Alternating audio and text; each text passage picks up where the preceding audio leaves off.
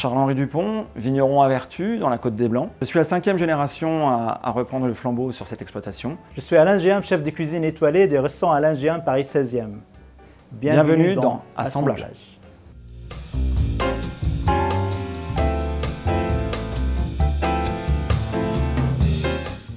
Alors le champagne, c'est pour moi, c'est vraiment où on commence le repas en fait, où on termine le repas, où on peut faire tout le repas sur le champagne, pourquoi pas. Le champagne, c'est la tradition, il y a ce côté traditionnel qui est encore fort imprégné dans notre appellation et dans le travail de tous les vignerons comme moi. Et il y a aussi ce côté, je pense, pour faire le rapprochement avec ton travail quotidien. Nous, on dit beaucoup le champagne, chez nous, c'est du cousu humain. C'est vraiment, il y a énormément de travail manuel encore pour élaborer un champagne. Donc c'est vrai qu'on a, je dirais, un petit peu un beau parallèle entre le côté artisanat et la main de l'homme qui vient intervenir voilà, pour façonner le produit. Tout simplement parce que le champagne, je dirais, il a une réelle personnalité. Une personnalité qui déjà est due à son histoire. Le champagne, c'est un vin d'histoire. On peut même, je dirais, se targuer que les 2 dernières guerres mondiales se sont terminées en région de Champagne et ont été, je dirais, arrosées au champagne. Mais après, c'est aussi, surtout, je dirais, un sol, un climat, un terroir et des hommes. C'est surtout ça qui fait ce côté unique. À l'époque, il y a peut-être 50, 100 ans, c'était un climat en Champagne qui était très particulier, très rude. La Champagne était le vignoble le plus septentrional, il était relativement compliqué. C'était un défi en viticulture d'y élaborer de beaux raisins et de très beaux vins comme il s'est toujours fait. Du moment où j'ai commencé vraiment à devenir chef, avec d'expérience, avec de la gastronomie, je vois que le champagne, ce n'est pas uniquement une bouteille à ouvrir, à fêter à une occasion. C'est une champagne qui va accompagner de mets, qui va accompagner des plats, et des plats quels qu'ils soient traditionnels ou des plats du monde entier. C'est le champagne, il peut se marier avec les épices, il peut se marier avec le sour, il peut se marier avec le poisson, avec la viande. On peut commencer le repas comme terminer le repas. Ça veut dire aujourd'hui, on peut garder la bouteille de champagne sur toute la table. Et moi, j'avoue, le meilleur dîner que j'ai eu, c'était vraiment l'accord mets et champagne. Et aujourd'hui, je propose beaucoup à mes clients, quand ils viennent attabler chez moi, pour commander pour l'apéro une coupe de champagne. Et ensuite, je viens de le dire, vous savez, c'est la première entrée aussi, on peut continuer avec le champagne. Comme on peut mettre un très bon vin aussi, j'ai rien contre les vins, on peut continuer. Et à la fin, au moment de dessert, je peux dire, alors on va continuer le champagne aussi. Pour le black falafel, il nous faut bien sûr la recette traditionnelle de falafel libanaise. J'ai ajouté des dents de charbon végétal. Ça le permet de absorber les gras. Ensuite, je le fais farci avec l'anguille fumée. On a une salade de pois chiches avec du navet bacon fermenté avec les persil et coriandre. Bien sûr, l'anguille fumée. Le laquage, c'est de mélasse de grenade avec le sauce soja. Et on a ici de navet fermenté à l'encre de sèche. Le mini billes de falafel pour apporter cette côté croustillant, bien sûr, toujours des épices et des voyages.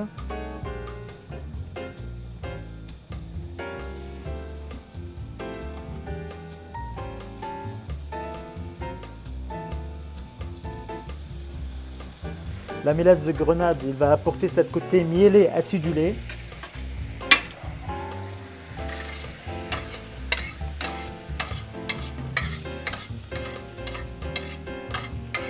Vraiment quelques secondes avec la mélasse et ensuite directement dans cette panier où il y a les herbes.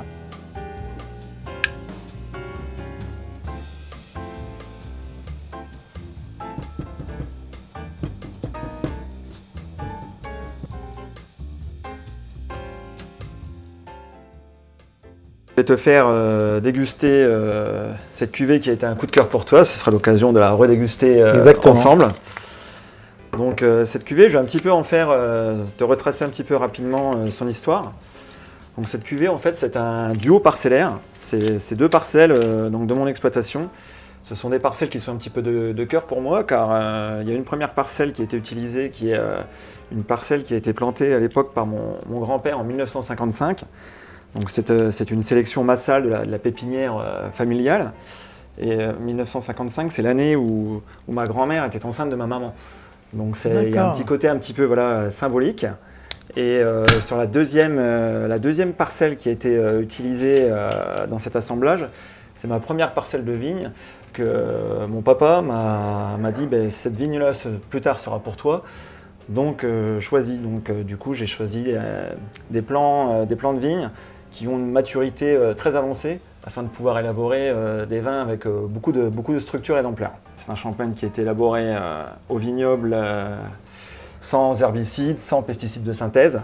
En termes de vinification, on est sur une vinification des plus naturelles. Pas de filtration, pas de passage au froid, pas d'enzymage. Voilà. J'ai voulu vraiment garder le côté nature du vin, faire avoir une reproduction du terroir. Et pour faire le parallèle un petit peu entre modernité et tradition, il y a une partie de la vinification qui a été faite en cuve inox pour la modernité et le contrôle, je dirais, technique, et une partie un petit peu plus traditionnelle en fût de chêne qui rentre dans cet assemblage pour laisser place à ce petit côté épicé qui se marie à merveille justement avec le type de cuisine que tu élabores. Il y a la vivacité dedans, il est minéral, il y a les fruités, on sent que le chardonnay il est là. Et toujours cette pointe d'épices qu'il garde vraiment dans le palais, il est beaucoup en longueur. Et pour ça, vraiment, j'ai choisi ce plat-là, cette histoire de falafel, qui est bien sûr, il y a des épices dedans, mais aussi cette émulsion de crème de sésame, parce qu'on voit à la fin dans la bouche cette pointe de sésame torréfiée qui reste dans la bouche, qui va se marier avec le yaourt, le pois chiche, la fermentation de navet pour ajouter cette côté végétal. Et à la fin, là déjà, je vous invite à manger la moitié de l'assiette de ces falafels. Ensuite, on va prendre cette morceau d'anguille fumée, on va le mettre dedans et on va le terminer avec.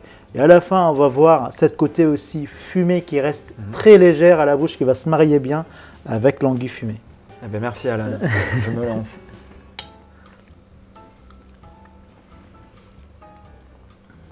Voilà, n'hésite pas à vraiment aller au fond de l'assiette parce qu'il y a cette salade de pois chiches qui est cachée avec une morceau de falafel. Alors oui, effectivement, on retrouve vraiment cette petite note grillée qu'on a effectivement sur mon champagne, qui arrive, moi qui est dû par cette vinification en fût de chêne qui a apporté cette petite note de torréfaction, et on les retrouve bien, le mariage est plutôt bien fait.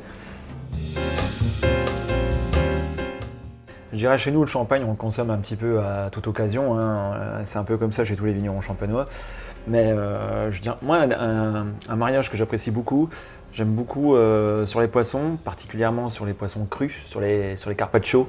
Je trouve que les champagnes qui ont beaucoup de fraîcheur, à 100% chardonnay, ou même certains champagnes rosés qui ont des bases très chardonnay, il y a ce côté légèreté, finesse qui vient un petit peu s'allier avec le poisson. Donc c'est très souvent le carpaccio de saumon avec les petites mangues, le champagne rosé, ça se prête parfaitement à l'exercice. Ça va bien. Ou sinon après aussi, on peut aussi genre sur une poularde, un petit peu cuisiner à la crème avec des morilles. On peut partir sur un champagne millésimé, un champagne qui va avoir un peu plus de corps, un peu plus de structure, et ça tient bien la route aussi sur ce type de plat un petit peu crémeux. C'est assez facile. Après, nous en recette, je dirais qu'on peut faire comme ça à base de champagne. Tout simplement, je vais revenir au carpaccio de saumon. Par exemple, on peut se faire une petite crème au siphon. On se fait crème fraîche champagne rosé. On met ça sur notre tartare de saumon, un petit peu de poivre de Timut par-dessus. Et là, on est dans la fraîcheur, on est dans la légèreté. Génial. Voilà le type de plat, je dirais, qui est relativement simple à faire et on partage un bon moment, quoi. En tout cas, vous pouvez venir travailler avec moi quand vous voulez, avec toutes vos idées autour du champagne. Eh bien, il n'y a pas de problème, c'est un plaisir de partager et ce sera avec plaisir que je vous ferai aussi visiter je dirais, l'exploitation, un petit peu comme on travaille. Je serai ravi. Moi, particulièrement, non, il n'y en a pas. Je dirais même, il faut voir aussi la symbolique, je pense, du moment de consommation, qui est aussi des fois super sympa. Du coup, le champagne, c'est un plaisir pour nous-mêmes, c'est un plaisir qu'on partage avec les autres. Ça veut dire que c'est un effet surprise et plaisir, toujours c'est le champagne. Voilà, c'est ça. C'est-à-dire c'est génial, pratiquer votre métier, fabricant de plaisir, et partager le plaisir avec les autres. Le plus important, c'est de partager justement. Charles, je vous dis à très bientôt. quel que soit, venir à tabler chez moi dans le restaurant. Et moi, je souhaite aller vous visiter vraiment, les vignerons chez vous, déguster, échanger, parce que je pense qu'on a beaucoup de choses en commun. Eh ben Alan, ce sera avec plaisir de vous recevoir. Et je pense qu'on va se revoir assez rapidement. Venir faire une petite tournée gastronomique avec quelques amis viticulteurs et passer un petit moment de voyage chez vous. Ce sera, je pense, un bon moment.